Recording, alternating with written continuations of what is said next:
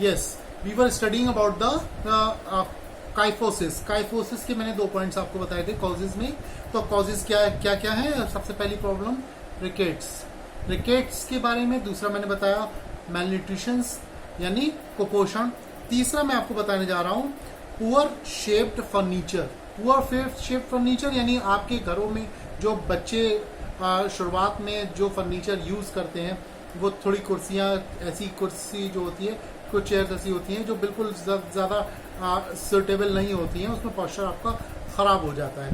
चलिए इसको भी इसके बाद एक अगला पॉइंट्स आता है, वो आता है प्रोलॉन्ग इलनेस, एक लंबी बीमारी। अगर आप कुपोषण है, आपको बहुत लंबी बीमारी है लगी हुई है, बीमार रहते हैं ज्यादा जो बच्चे, तो उनमें ये सारी प्रॉब्लम आने की वजह रहती है।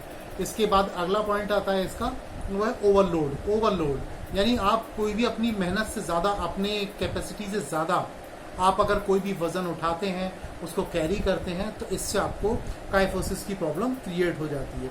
और वीक मसल्स एंड बोन, आपकी बोन और मसल्स अगर वीक होते हैं तो ये आपको प्रॉब्लम बढ़ने लगती है। तो मैं आपको स्टेप बाय स्टेप इसके कॉजेज फिर से रिमाइंड कर रहा हूँ। रिकेट्स जो बीमारी है, जो कैल्शियम की हड्डियां कमजोर हो जाती हैं, सूखा रोग जिसको बोलते हैं, और जिसमें जो है विटामिन डी की कमी से जो होता है।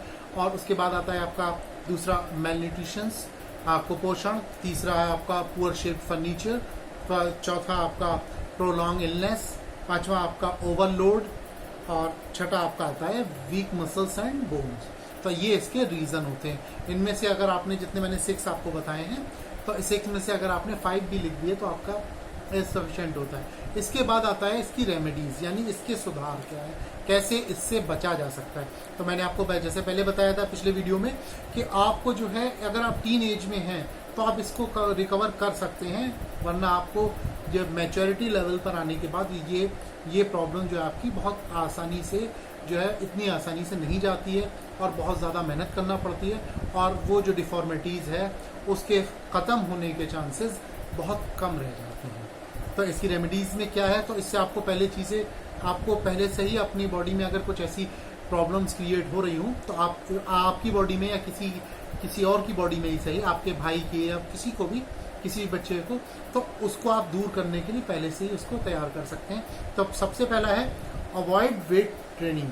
अवॉइड वेट ट्रेनिंग जो है, आप उसमें क्या है, वेट ट्रेनिंग का अवॉइड ओवरवेट।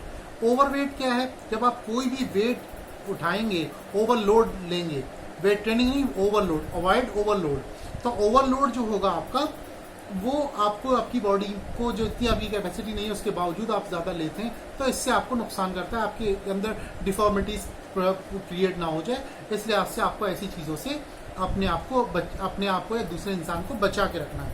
दूसरा है take balance diet. Balance diet लेनी है, न्यूट्रिशन डाइट लेनी है आपको अच्छे से, ताकि आपकी बॉडी में अच्छा सा पोषण हो सके। दूसरा है डेली एक्सरसाइज। डेली एक्सरसाइज आप प्रॉपर एक्सरसाइज करते रहें। आप कम से कम 5 डेज इन अ वीक तो आप एक्सरसाइज करें, जिससे आप फिट एंड फाइन रहें, आपका पोस्चर बहुत अच्छा शेपअप रहे। इसके बाद डेली एक्सरसाइजेज में सबसे पॉइंट्स में क्या है ना, पुशअप्स, ठीक है, एंड बेंट बैकवर्ड। जैसे फॉरवर्ड बेंड होता है, ऐसी बैकवर्ड बेंड होता है। तो ऐसे आप इसको बार बार एक्सरसाइज के दौरान पुशअप्स करते हैं और बैकवर्ड बेंड करते हैं एज मच एज पॉसिबल, तो ये डिफॉर्मिटीज बहुत हद तक क्योर की जा सकती है टीन एज में। इसके बाद आता है keep a pillow under your back while sleeping. जब कोई भी एक तकिया अपनी जो है, जो पॉस्चर आपका कर्व में आ गया है, तो उस पर एक तकिया रखकर आप उसे सोते वक्त सिर के नीचे ना रखें, उस पोर्शन के नीचे रखेंगे, तब आप सोएं, तो इससे ये चीज को क्योर किया जा सकता है। इसके बाद मोस्ट इंपॉर्टेंट चीज है, डिफॉर्मिटीज को रिकवर करने में बहुत सपोर्टिव रहती है, वही योगा। तो योगा में आपको कौन सा, भुजंग आसन, ठीक है, धनुरासन, ठीक है, ये आपको पोस्चर करने से आपकी बॉडी में ये जो चीजें हैं, ये जो डिफॉर्मिटीज है, इससे क्योर करने में सपोर्ट मिलती है। तो मैंने आपको ये पॉइंट्स बताए, फिर से मैं आप नोट कर लें। अवॉइड ओवरलोड, दूसरा take balance diet, daily exercise, 3.3 4 point is keep a pillow under your back while sleeping. 5 is yoga, yoga में भुजंगासन और धनुरासन अगर आप करेंगे तो इससे रिकवर होंगे। दूसरा पॉइंट आता है आपके इसमें एक है लॉर्डोसिस। तो पहले मैंने आपको काइफोसिस बताया, इस तरीके से लॉर्डोसिस। काइफोसिस में कमर आगे की तरफ झुकी होती है और लॉर्डोसिस में आपका चेस्ट जो है ज्यादा आगे की तरफ निकला होता है और पीछे वाले लोअर बैक में आपके एक कर्व होता है। मैं आपको जो PDF दूंगा, पिक्स दूंगा, तो उसमें आप और अच्छे से समझ लेंगे। तो लॉर्डोसिस में की भी यही प्रॉब्लम है कि आपको इम्बैलेंस डाइट मिलती है, तब आपको ये प्रॉब्लम क्रिएट हो सकती है।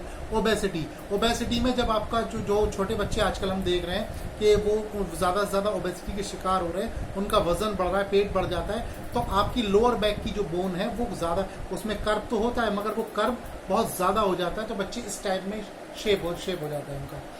और उसके बाद नॉट परफॉर्मिंग एक्सरसाइज, तीसरा पॉइंट। उसके रीजन क्या है? प्रॉपर एक्सरसाइज ना करना, एक्सरसाइज से दूर रहते हैं, ओवरवेट हो जाते हैं। वीक मसल्स वीक होती है, मसल्स एंड बोन वीक होती है, तो इससे उनको प्रॉब्लम क्रिएट होती है। और कंटिन्यू, और वुमेन में ज्यादातर प्रॉब्लम उनको होती है जो ज्यादा प्रेगनेंसी गेन करती हैं। जो लेडीज में ये प्रॉब्लम उस वक्त ज्यादा बढ़ जाती है जो ज्यादा प्रेग्नेंट होती हैं। तो इसके ये रीजन मैंने आपको बताया। सबसे पहला इम्बैलेंस डाइट, ओबेसिटी, तीसरा not performing exercise and week muscles and bone, ये सारे रीजन इसके बारे में होता है। वुमेन्स में जो लेडी होती हैं उनको प्रेगनेंसी ज्यादा करती हैं तो उनको ये प्रॉब्लम क्रिएट हो सकती है।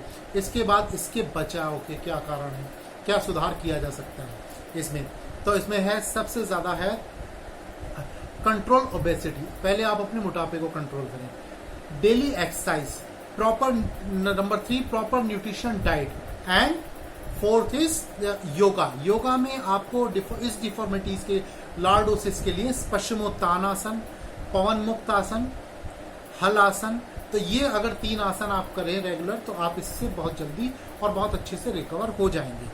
इसके बाद आता है थर्ड पॉइंट, स्कोलियोसिस भी आपकी स्पाइन से रिलेटेड डिफॉर्मिटीज है। स्कोलियोसिस में आपकी जो बोन है जो इस टाइप की होती है, हल्का सा कर्व ऊपर होता है, हल्का सा नीचे होता है, तो इस बोन में अगर तिरछी हो जाती है, बिल्कुल एक सांप की तरह या एस की तरह हो जाती है, तो ये डिफॉर्मिटीज बाई बर्थ भी हो सकती है। तो इसको दूर करने के लिए क्या, इसके रीजन क्या है, पहले मैं आपको रीजन बताने जा रहा हूँ, फिर मैं आपको इसको दूर करने के क्या क्या तरीके हैं वो मैं आपको बताऊंगा। तो सबसे पहले मैं आपको इसके रीजन बताता हूँ। Causes, carry heavy weight on one shoulder, carry heavy weight on one shoulder, एक ही कंधे पर ज्यादा वेट लेकर चलना। जैसे पहले बैग आते थे, स्कूल बैग, तो एक कंधे पर लेकर चलते तो हमारा पोस्चर बिल्कुल तिरछा हो जाता है, हमारी स्पाइन में कर्व आ जाता है, एस की तरह हो जाती है स्पाइन, तो वो हमको दूर करना है। दूसरा रीजन इसका है रिकेट्स, जैसे मैंने बताया कि बोन्स में कमी होने की वजह से, ये रिकेट्स की वजह से भी ये प्रॉब्लम क्रिएट हो सकती है। Third is wrong standing posture, गलत आपका स्टैंडिंग पोस्चर जो है गलत, खड़े होने का तरीका, कुछ लोग टेढ़े खड़े होते हैं, टेढ़े चलते हैं, ठीक है, तो ये जो है आपकी बॉडी में प्रॉब्लम क्रिएट कर सकता है। दूसरा है diseases in the joints and bone, bone और जॉइंट में अगर कोई डिजीज है आपको तो इससे ये प्रॉब्लम क्रिएट हो सकती है। And week muscles, fifth is weak muscles. अब इसके मैं आपको फिर से बता रहा हूँ causes, carry heavy load on your one shoulder, दूसरा रिकेट्स, तीसरा wrong standing posture, standing and walking posture, चौथा है आपका disease in joints and bone, और पांचवा वीक मसल्स, तो ये वीक मसल्स की वजह से हो सकते हैं। अब इनको सुधार कैसे किया जाता है?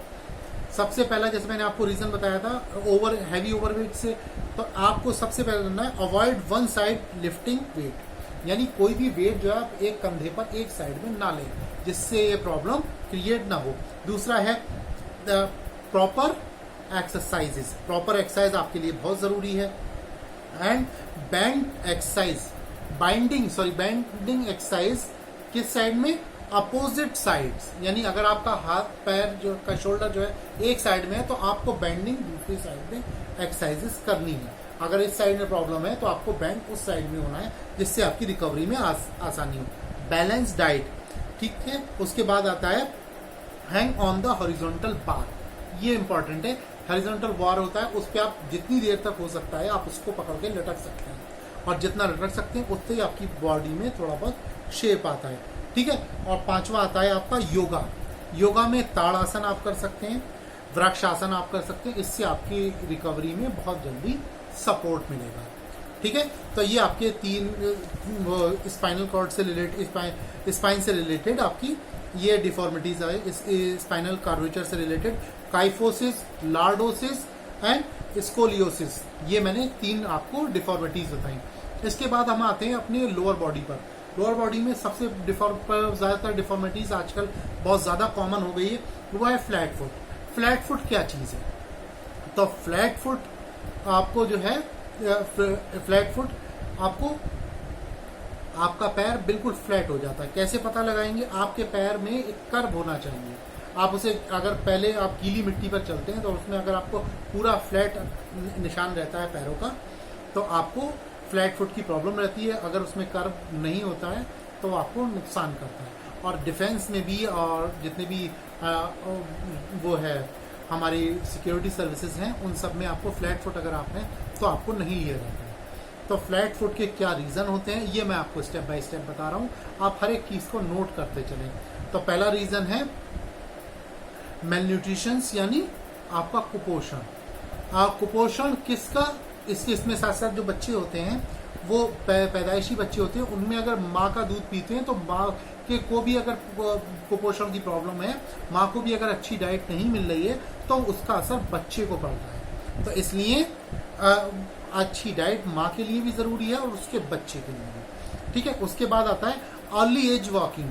कुछ बच्चे बहुत ज्यादा माँ बाप के लड़ाते होते हैं, तो बचपन से बच्चे जब तक उनकी बोन इतनी मैच्योर नहीं हो पाती है, हल्के हल्के वो प्रॉपर शेप में आते हैं, तो माँ बाप उनका हाथ पकड़ के जबरदस्ती उन्हें चलाने की कोशिश करते हैं। तो जब चलाने की कोशिश करते हैं तो उनका उल्टा सीधा पैर जमीन पे पड़ता है, हल्के हल्के वो पैर जो है शेप, प्रॉपर शेप नहीं ले पाता।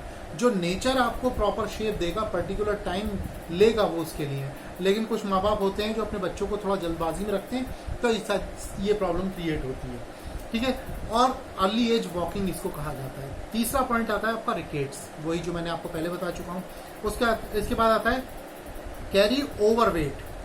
अगर कुछ बच्चे ओबेसिटी, बचपन से आजकल ओबेसिटी के शिकार होते हैं, तो वो अगर चलना शुरू करते हैं तो उनको फ्लैट फुट की प्रॉब्लम क्रिएट होती है। और जो बच्चे जैसे जैसे बड़े हो जाते हैं, इन्फेंट एज से ऊपर निकल जाते हैं, और तो उसके बाद जो है 10 साल तक की एज तक आ जाते हैं, और वो अगर ज़्यादा वेट कैरी करते हैं तो उनको भी फ्लैट फुट की प्रॉब्लम क्रिएट हो जाती है। उसके बाद आता है वीक मसल्स एंड बोन। जैसे मैं पहले बता चुका हूँ, अगर आपकी मसल्स एंड बोन वीक हैं तो ये फ्लैट फुट की चांसेस आ जाते हैं। और छठा पॉइंट है obesity.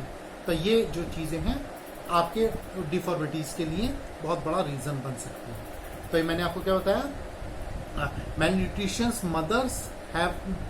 Mother's and child both. दूसरा मैंने बताया अर्ली एज वॉकिंग। तीसरा रिकेट्स। चौथा कैरी ओवरवेट। ओवरवेट अगर कैरी करेंगे टीन एज से पहले तो आपको बहुत सारी प्रॉब्लम क्रिएट होंगी। Weak muscles and bone at 6 is obesity. अब इसकी रेमेडीज क्या है? सबसे पहले रेमेडीज क्या है? Don't force your child to walk early. यानी कोई बच्चा, छोटा सा बच्चा है, अगर आपका इन्फेंट एज का है, तो आप उसको बार बार फोर्स करें, आप उसको अभी साल भर का भी नहीं हुआ है तो आप उसको चलाने की कोशिश करें, हाथ पकड़ के खींचे उसको, तो वो चलना शुरू, पैर उसका आड़ा तिरछा पड़ेगा, उससे उसको प्रॉब्लम क्रिएट होगी। अवॉइड ओबेसिटी, मोटापे को दूर करें। दूसरा है प्रॉपर डाइट, अच्छी डाइट दें बच्चे को। तीसरा आता है walk on toes and heel. और जिस बच्चों को अगर ये प्रॉब्लम क्रिएट हो रही है शुरुआत में, तो उसे हील पर या टोज पर चलाने की कोशिश करें जितना चल सके। Don't carry weight. बच्चे को पर्टिकुलर एज में उसकी कैपेसिटी से बढ़कर वेट कैरी ना करें, इसका खास तौर से ध्यान रखें। उसके बाद है अवॉइड हाई हील्स। जिनकी हील्स, जैसे बच्चों को ऊंची हील के जूता पहनाते हैं, कुछ भी पहनाते हैं, तो सैंडल पहनाते हैं, तो वो उनको बाद में फ्लैट फुट की प्रॉब्लम क्रिएट करता है। तो ये फ्लैट फुट की जो है रेमेडीज हैं जो मैंने आपको स्टेप बाय स्टेप बताए हैं। फ्लैट फुट के बाद नॉक नी एंड बो लेग्स, वो मैं आपको एक साथ बताऊंगा उसके चीज में रहते हुए। तो अब आपको फिलहाल ये इस वीडियो में इतना है। नेक्स्ट वीडियो में आपको नॉक नीज एंड बो लेग्स और आगे कंटिन्यू करूंगा। Thank you.